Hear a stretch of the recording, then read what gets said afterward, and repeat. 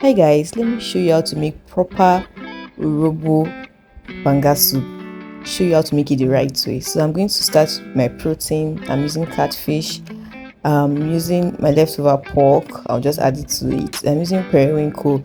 It changes everything. Use it.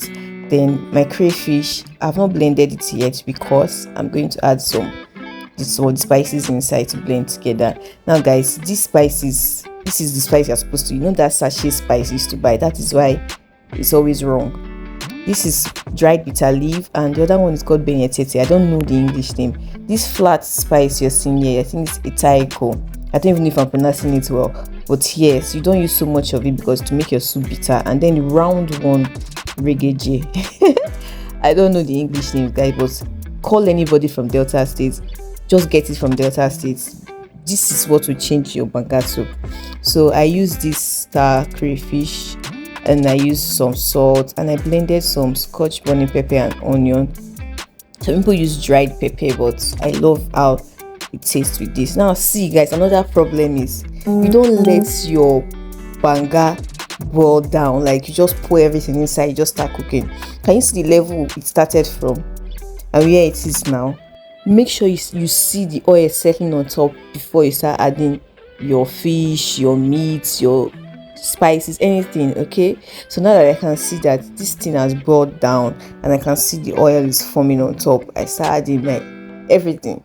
So I've added my grinded pepper and onion, and to that I'm going to add my blended crayfish and spices. Yes, I blended those spices. See, you need a very good blender to blend those things because it's very difficult to blend.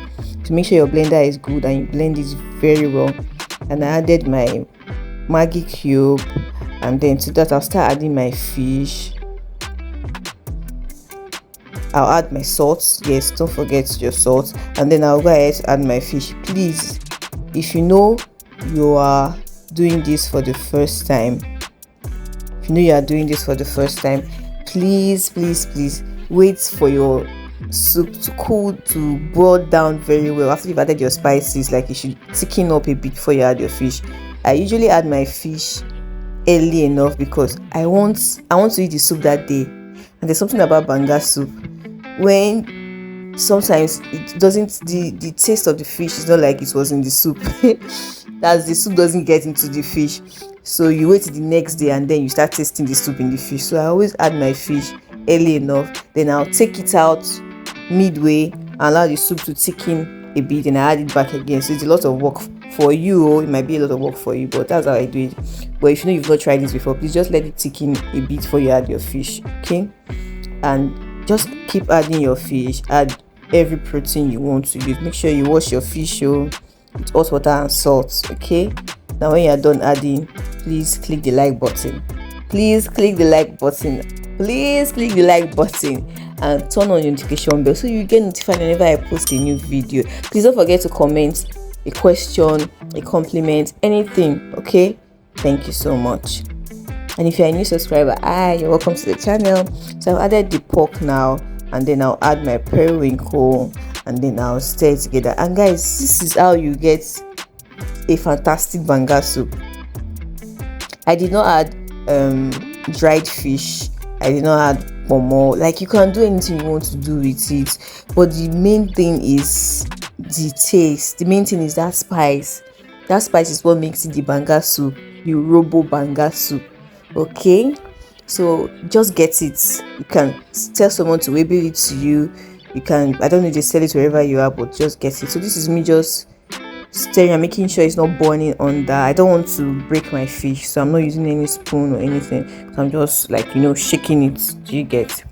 And then I'll just cover this and let it cook.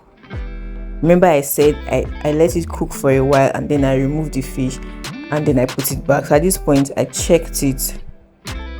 I checked for the seasoning, and I checked for the thickness, and I'll take my fish out at this point. I didn't show you that, so I'll just take my fish out. I'm just checking the fish to see how strong it is, if it's too soft, or if it can still withstand more heat.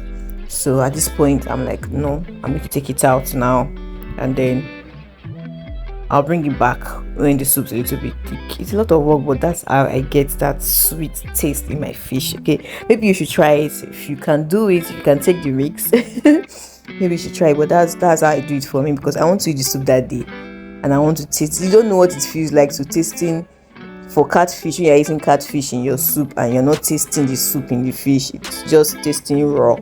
You understand? So yeah, I removed it and I added it back, and guys, this is the soup. It's ready. It's, in fact, there's something about banga soup. It's a soup on its own. So I got this clay pot and I added to make it even more thick, and it gives it an extra spice and extra taste. And yeah, I packed the remaining soup in my ice cream plates and my takeaway plates, and that's the end of the video. I kept it in my freezer to eat the next day. So guys, thanks for watching. Bye.